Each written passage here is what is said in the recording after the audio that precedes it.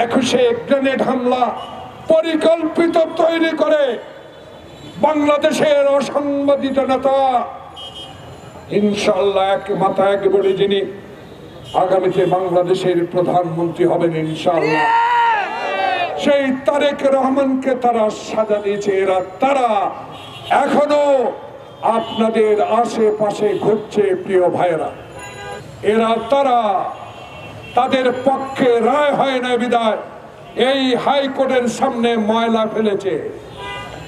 তারা যাদের পক্ষে রায় আসে নাই তারা এজলাসে লাথি মেরেছে।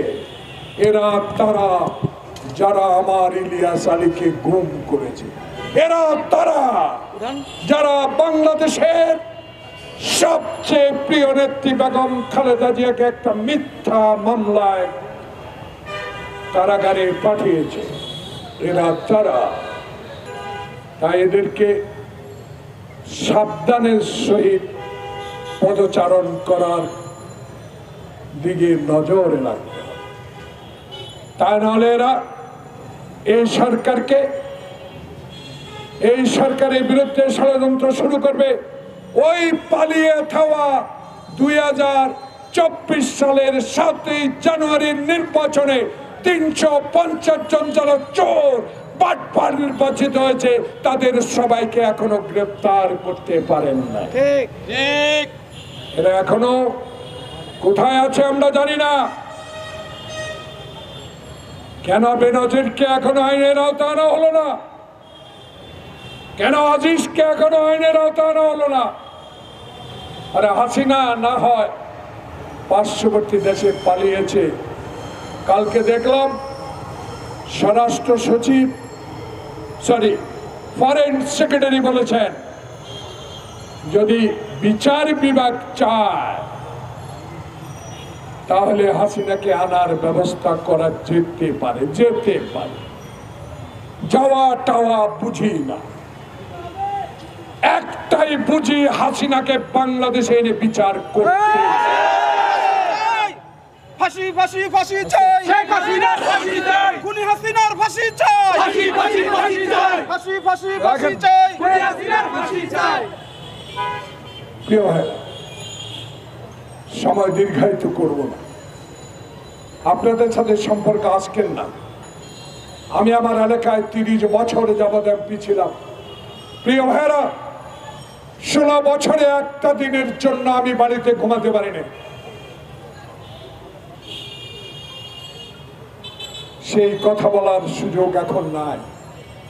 এখন সুযোগ একটা, ডক্টর ইউনূসকে সহযোগিতা করতে হবে, নির্বাচনে রোড ম্যাপ দিতে হবে। বাংলাদেশে সংস্কার করেন, আমাদের আপত্তি নাই, কিন্তু বাংলাদেশে আওয়ামী লীগ আবার বাংলাদেশের রাজনীতি করে বাংলাদেশের সংবিধান, বাংলাদেশের বিচার বিভাগকে ধ্বংস করে যাতে না দিতে পারে সেই দিকে নজর রাখতে হবে। এদের কাছে টাকা আছে, এদের কাছে অস্ত্র আছে,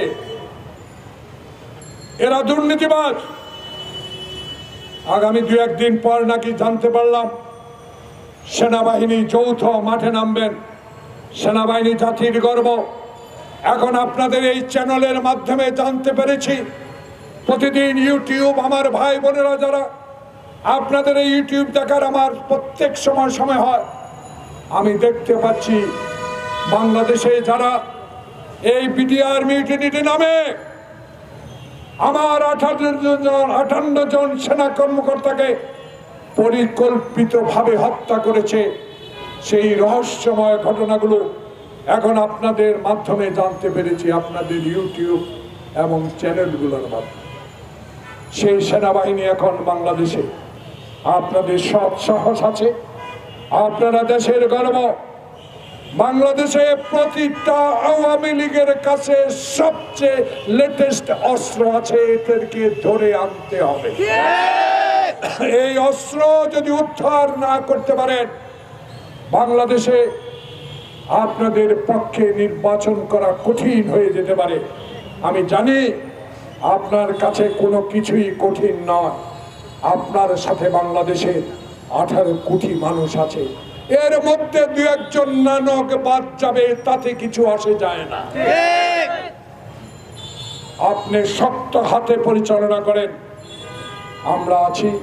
তবে নির্বাচন ব্যবস্থা করা দরকার, সেই ব্যবস্থা আপনিই দিবেন।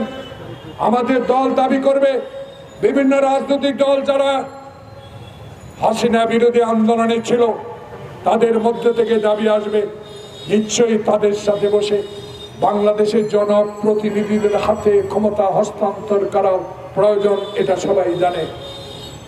এমন একটি নির্বাচন হোক যে নির্বাচনে বাংলাদেশে হাসিনা ইতিহাস সৃষ্টি করেছে, সেই ইতিহাস যেন বাংলাদেশে আবার পুনর্জীবিত না হয়। সংবিধান আজকে রক্ষা করতে হবে, বাংলাদেশকে রক্ষা করতে হবে, বাংলাদেশের মানুষকে রক্ষা করার দায়িত্ব আল্লাহর পর এখন ডক্টর ইউনূসের কাছে। দয়া করুন, দেশ থেকে আওয়ামী অত্যাচার যেভাবে হয়েছে সেটা যেন দূর করতে পারেন, আল্লাহর কাছে দোয়া করেছে। আপনার জন্য অসংখ্য দোয়া চেয়ে আজকে বিদায় নিচ্ছি। আসসালামু আলাইকুম। ধন্যবাদ সকল সাংবাদিক ভাইদের, ধন্যবাদ এবং ইউটিউবের ভাইদের সংগঠনের পক্ষ থেকে শুভেচ্ছা এবং অভিনন্দন জানাচ্ছি।